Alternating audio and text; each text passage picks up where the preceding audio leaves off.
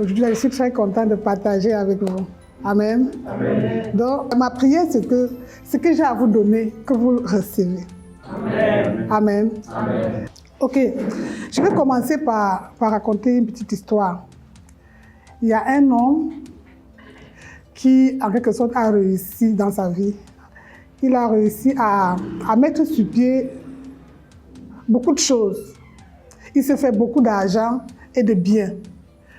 Et cet homme-là, il se mariait, il a eu des enfants. Et après, il est mort. Après sa mort, aucun de ses enfants n'était capable de continuer avec ce qu'il a laissé. Donc tout ce qu'il a amassé pendant son temps sur la terre est allé en flambeau. Alors, quand tu entends une histoire pareille, qu'est-ce que tu ressens? Parce que si tu ne peux pas écouter une chose pareille et tu restes indifférent, qu'est-ce que tu ressens? Qu'est-ce que tu penses? Il a vécu, il a fait ce qu'il fallait faire, il a mis sur pied des choses, il a travaillé dur, mais personne n'a pris. Après sa mort, personne n'a pu continuer ou garder ce qu'il a mis sur pied. Comme cet homme-là, nous aussi, nous sommes appelés à mourir. Amen. Nous sommes appelés à partir. Mais comment est-ce que tu prépares la relève? Cet homme-là, il n'a pas préparé la relève. Il s'est contenté de travailler dur, contenté de faire ce qu'il faut faire. Mais il n'a pas préparé la relève. Plusieurs raisons peuvent nous pousser à partir. Ça peut être la maladie qui nous empêche de continuer ce que nous avons mis sur pied. Ça peut être le voyage. Tu peux quitter d'un lieu à l'autre ayant commencé quelque chose. Est-ce qu'après toi, la chose va continuer? Ou bien après toi, c'est fini? Ça peut être la mort, comme cet homme. Dieu ne connaît le jour. Est-ce que tu prépares la relève? Donc nous comprenons que pendant que tu travailles, pendant que tu fais ce que tu fais, pendant que tu as ce que tu as en main, tu dois préparer la relève, quel que soit l'âge. Alléluia. Quel que soit l'âge, tu dois préparer. Parce que tu ne connais pas où Dieu t'appelle. Parce qu'aujourd'hui, Dieu t'appelle peut-être à Yaoundé. Dieu t'appelle là où tu es dans ton quartier. Mais il peut avoir une autre chose pour toi demain. C'est-à-dire, tu es appelé à laisser ce que tu as commencé là où tu es, n'est-ce pas, pour aller là où Dieu t'envoie. Il faut préparer la relève. Sinon, tu risques de regretter. Si tu peux voir ce qui se passe par derrière. Alléluia. Amen. Dès le début, dès l'histoire du monde, Dieu veut voir l'homme régner. Dieu veut voir l'homme régner. C'est pour ça qu'il a mis Adam dans le désert, dans le jardin. Et dans le jardin, Dieu l'appelait à régner dans le jardin. Il était dans le jardin pour régner. Mais les choses n'ont pas marché comme Dieu a voulu. L'homme a tout perdu. Mais Dieu n'est pas resté indifférent. Il a travaillé, il a fait ce qu'il fallait faire pour que l'homme règne comme il a prévu dès le départ. Dès le début, il a voulu que l'homme règne, qu'il se multiplie, n'est-ce pas, qu'il domine et qu'il assujettit. C'est ça, régner. Et l'homme a échoué. Il a donc envoyé Jésus. Jésus est venu nous réconcilier avec Dieu. Ça, c'est ce qu'on avait perdu. Il nous a réconciliés avec Dieu. Jésus est venu nous donner l'autorité et la puissance. Amen. C'est tout ce qu'on avait perdu non, dans le désert, c'est dans le jardin. Donc Jésus est venu nous réconcilier, nous donner l'autorité, nous donner la puissance. Pourquoi? Pour régner. Amen. Bon, maintenant, est-ce que nous régnons véritablement? Parce qu'on a tout ça. Ce qui était perdu a été retrouvé par Jésus.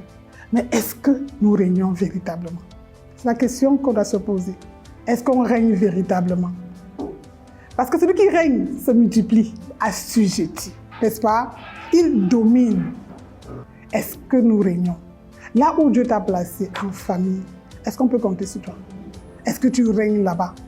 Là où Dieu t'a placé, dans ton église, à ton lieu de travail, n'est-ce pas? Au marché où tu es, là où tu fais quoi que tu fais, ce que tu fais, est-ce que tu règnes? Vous voyez, c'est pour moi, depuis un certain temps, j'ai compris que je ne dois pas blaguer avec cette position que Dieu m'a donnée, régner là où je suis.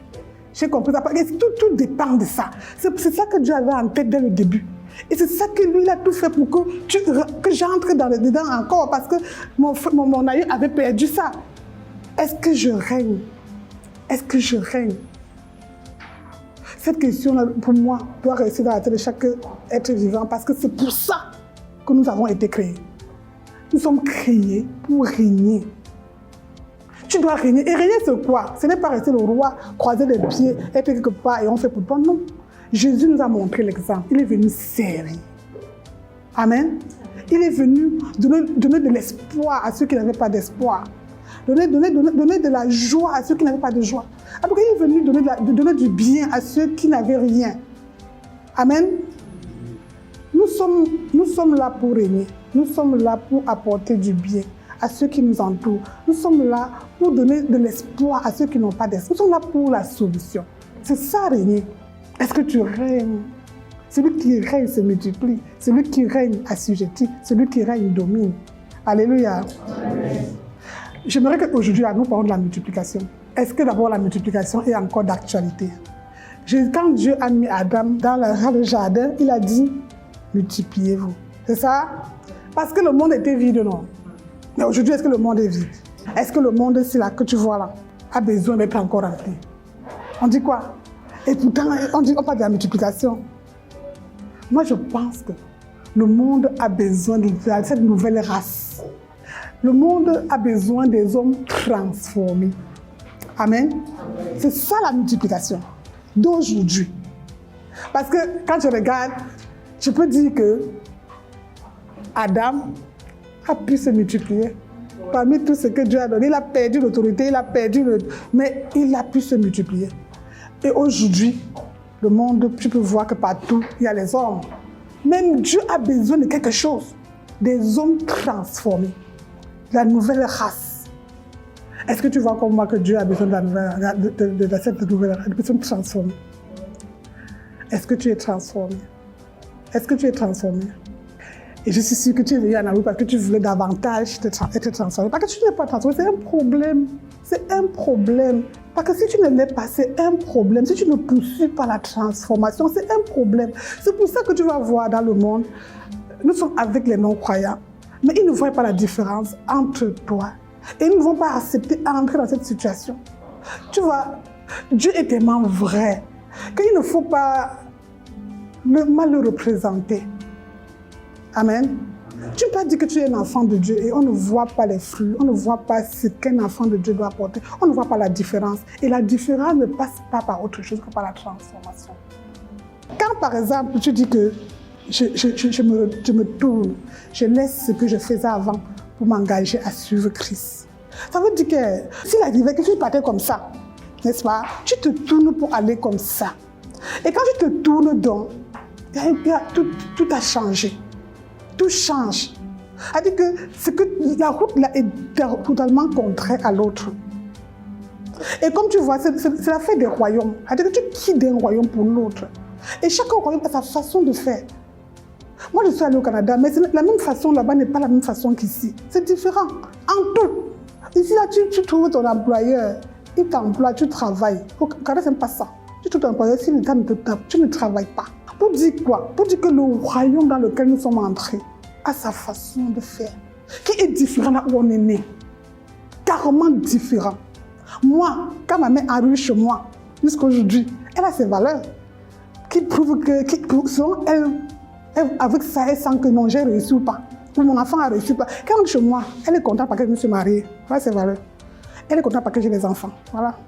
Elle est contente parce que je... Maintenant, son problème, c'est qu'il n'est pas encore construit la maison. Et tous les jours, elle me rappelle. Elle rappelle à mon mari, ne vous contentez pas d'allocation. Non, de ce que l'église veut. Non, on veut la maison. Parce que ce sont ses valeurs. Et elle me dit ça tous les jours. Bon, maintenant que je suis devenue chrétienne, que j'ai pris une autre nouvelle direction là, est-ce que moi je vais continuer de prôner ce que ma mère prône? Non. Parce que je ne suis plus dans le même royaume. Mais plusieurs s'engagent avec le Seigneur, mais restent avec la mentalité de l'autre royaume dans lequel ils sont quittés. Et c'est ça qui fait qu'il n'y a pas la différence. C'est-à-dire que quand le monde te regarde, il n'y a pas de différence entre vous. Et à cause de ça, on représente très mal le Seigneur, on représente très mal Dieu, là où nous sommes. Amen. Quelles sont tes valeurs? Quelles sont les valeurs du royaume dans lequel tu as embrassé? C'est quoi ces valeurs? Est-ce que tu prônes ça? Parce que ma mère, elle prône ça. Hein? Elle prône ça bien, bien. Et si je m'amuse, je vais oublier que ce n'est pas les valeurs du royaume. Je vais commencer à dire ça à mes enfants. Qu'est-ce que tu dis à tes enfants tous les jours? Parce que ma mère, là, elle me dit ça tout le temps. Quand elle me rencontre, quand elle vient à Yaoundé, elle dit à mon mari qu'elle appelle, mon mari m'appelle. C'est comment? Où est la maison? Tout le temps. Mais toi, tu dis quoi à ton enfant? Tu dis quoi à tes champs? Tu dis quoi aux hommes que Dieu a mis autour de toi? Quelles sont tes valeurs? Parce que si tu règnes dans le royaume dans lequel tu es entré, tu connais les valeurs de ce royaume et c'est ça que tu prônes. Amen. C'est ça que tu prônes. Est-ce que tu prônes les valeurs du royaume de Dieu? Est-ce que ton langage, est-ce que ta façon de voir la réussite, c'est comme le roi de ton royaume voit la réussite? Où tu te contamines, tu te laisses mélanger, Dieu te met en position de domination, de régner. Tu te confonds avec ceux sur qui tu dois régner. Tu oublies que tu n'es pas là comme ils sont là. Tu oublies que tu es là pour régner et pour les apporter la solution. Parce que si tu n'oublies pas, tu vas les aider. Tu vas être une bénédiction pour eux. Mais tout roi, tout leader qui oublie sa position n'est pas une bénédiction. Pour ceux sur qui il doit régner, il n'est pas une bénédiction. Amen. Nous parlons de quoi? De la multiplication, c'est ça? Je voulais qu'on parle de Naomi. Est-ce que Naomi est une bénédiction pour toi? Est-ce que Naomi est une bénédiction pour quelqu'un ici là?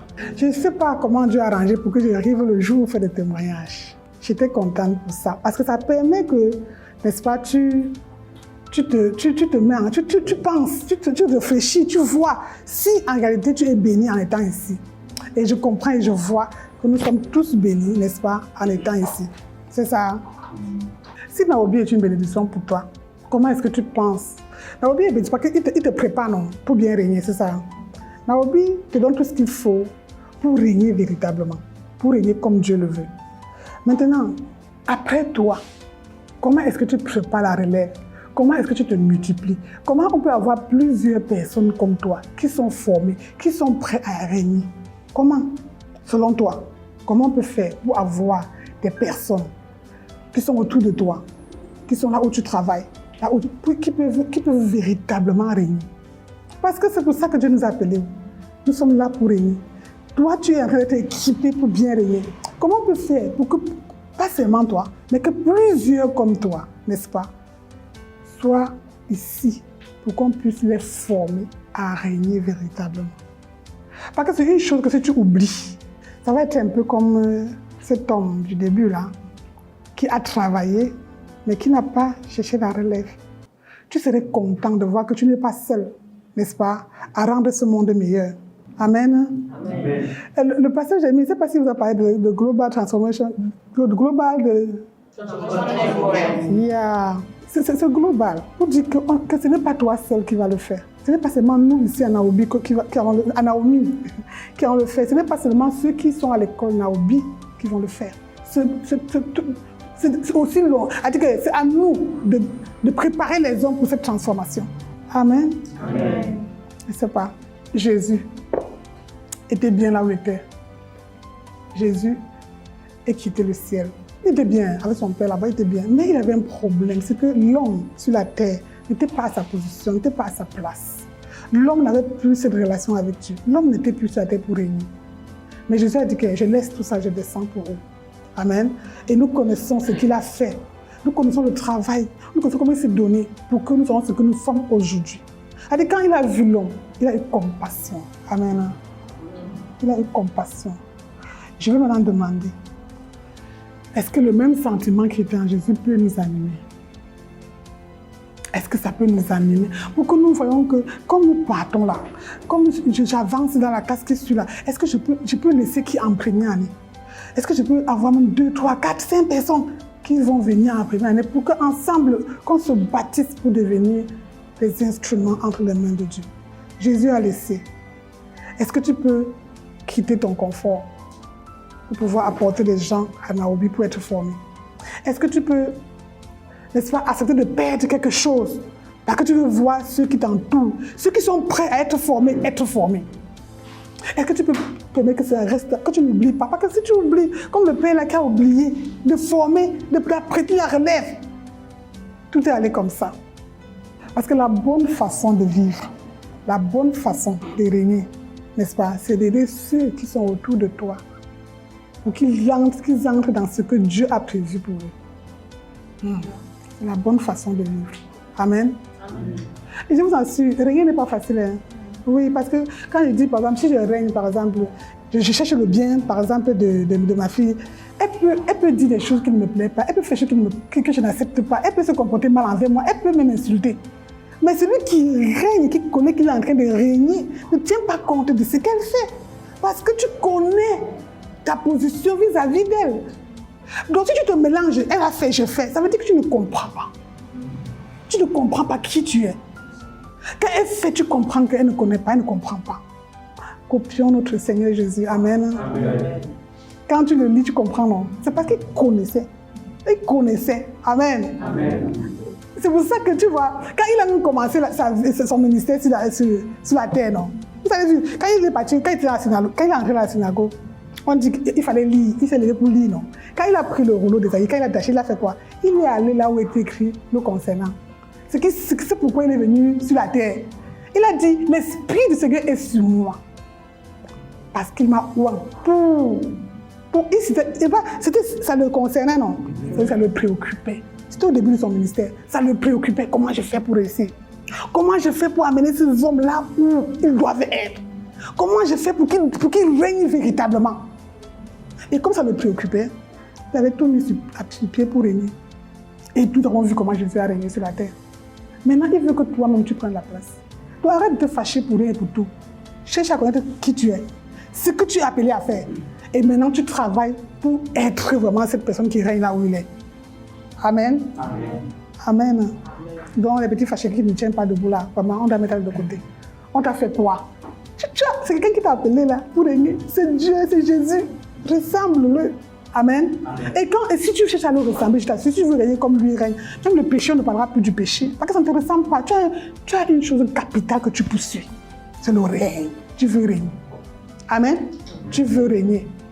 Donc, plusieurs personnes qui t'entourent n'attendent que toi. Oui, ils n'attendent que toi. Pour être équipés comme tu es équipé. Et même plus que toi, parce que tu ne sais pas. Entre parenthèses, par la grâce de Dieu, c'est moi qui ai amené mon mari au Seigneur. N'est-ce pas? Mais moi, je ne savais pas qui devait être celui qu'il est aujourd'hui. C'est ça. Je ne savais pas. Aujourd'hui, là, au moment quand je le regarde, moi, je le respecte. Oui! Mais le jour que je voulais qu'il devienne chrétien, j'ai juste fait ce qu'il fallait faire. On m'a dit que tu dois évangéliser tout ceux, n'est-ce pas? Quand tu rencontres le Seigneur Jésus, tu dois dire à ceux à qui tu as laissé le monde que Jésus est bon. Et tout ce que je voulais faire, c'est qu'il devient. Mais aujourd'hui, ce qu'il est, je suis content de l'avoir évangélisé. Amen. Mais si j'avais raté le moment là, on n'est pas être comme ça. Donc, toi-même à ton tour là, il est question de que ce que Dieu t'a donné, que tu valorises ça, que tu prépares la relève. Amen. Que tu ne gaspilles pas ce que Dieu t'a confié. Donc, vous voyez que la transformation est pour beaucoup, non? Très capitale. Si tu es transformé, tu vas véritablement régner. Et si tu amènes les autres à être transformés, ils seront contents. Ils seront une bénédiction. Tu ne sais pas celui-là qui est à côté de toi, là, qui ne connaît pas encore, même bien dit bien les choses de Dieu, là. Tu ne sais pas que s'il est bien transformé, ce qu'il peut faire. Tu ne connais pas. Fais seulement l'œuvre de Dieu. Prie, demande à Dieu que je fais comment. Donc, ceux qui t'entourent là ne connaissent pas Naobi. Hein. C'est toi qui connais Naobi. Tu connais ce que Naobi peut faire. Tu connais comment Naobi peut équiper les hommes et les femmes à devenir percutants dans ce monde. C'est toi qui connais. Mais tu fais quoi de cette connaissance? Tu gardes pour toi? Tu gardes pour toi, ce n'est pas bien. Jésus est quitté pour toi. Amen. Quitte pour quelqu'un d'autre. Lève-toi pour quelqu'un d'autre. Amen. Engage-toi pour quelqu'un d'autre. Ne sois pas seulement content que dans Naobi, non, vraiment, Naobi, non. Ne fais pas comme ça. Ne fais pas comme ça.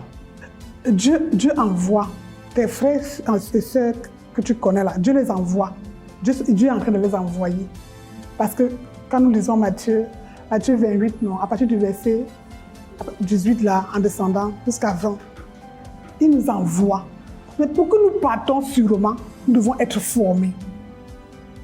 Amen. Toutes tes sœurs et tes frères en Christ, ici, ce n'est pas seulement les pasteurs qu'on forme. On forme ceux qui sont là pour la cause du royaume. C'est-à-dire qu'ils n'attendent que toi pour être formés. Pour être formés et être percutants.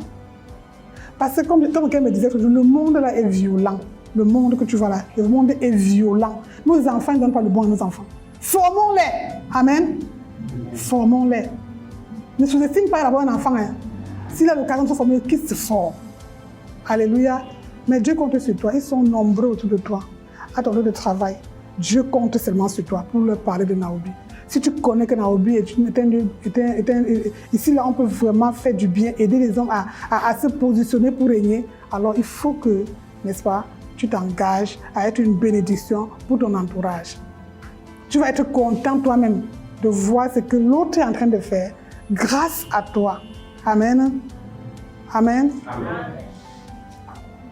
J'aimerais que nous lisons 1 Timothée 4, à partir du verset 14. Ne néglige pas le don qui est en toi et qui a été donné par prophétie avec l'imposition des mains de l'Assemblée des anciens. Occupe-toi de ces choses, donne-toi tout entier à elles, afin que tes progrès soient évidents pour tous. Veille sur toi-même et sur ton enseignement. Persévère dans ces choses, car en agissant ainsi, tu te sauveras toi-même et tu sauveras ceux qui t'écoutent. Amen. N'est-ce pas? Il conseillait Timothée par rapport à ce qu'il avait. Timothée avait quelque chose. Et Paul, son père spirituel, était en train de le conseiller. Il lui demandait, n'est-ce pas, de ne pas négliger ce qu'il a reçu. Il ne doit pas négliger. Et de la même façon, je vous conseille de ne pas négliger ce que vous avez réussi à Naobi. Amen. Amen. Et il a aussi demandé de prendre cela à cœur, de prendre ça à cœur. Tout ce que vous recevez ici, prenez à cœur. Amen. Amen. Et prendre à cœur veut tout dire non. Tu dois prier. Tu dois t'assurer que tu ne perds pas ce que tu prends, tu reçois ici à Naobi. Et il demande à Timothée, n'est-ce pas, de se donner entièrement. Amen. Timothée doit se donner entièrement à ce qu'il a en main, ce que Dieu lui a confié. De la même façon, je vous demande de vous donner entièrement à ce que vous apprenez ici à Naobi. Et en ce qui concerne le fait de ne pas être seul, de te multiplier, de régner en se multipliant, prends ça à cœur. Amen. C'est ce que tu prends à cœur que tu vois le succès. Amen. Parce que si tu prends quelque chose à cœur, quand tu te lèves le matin, tu penses à ça, tu pries pour ça. Tu demandes à Dieu la sagesse pour réussir. C'est quand ça te préoccupe, Dieu te guide et tu vois, n'est-ce pas, le succès. Quand ça te préoccupe, tu pries et Dieu te donne la direction. C'est ce que Dieu a mis dans mon cœur pour partager avec nous. Alléluia. Amen. Prions ensemble.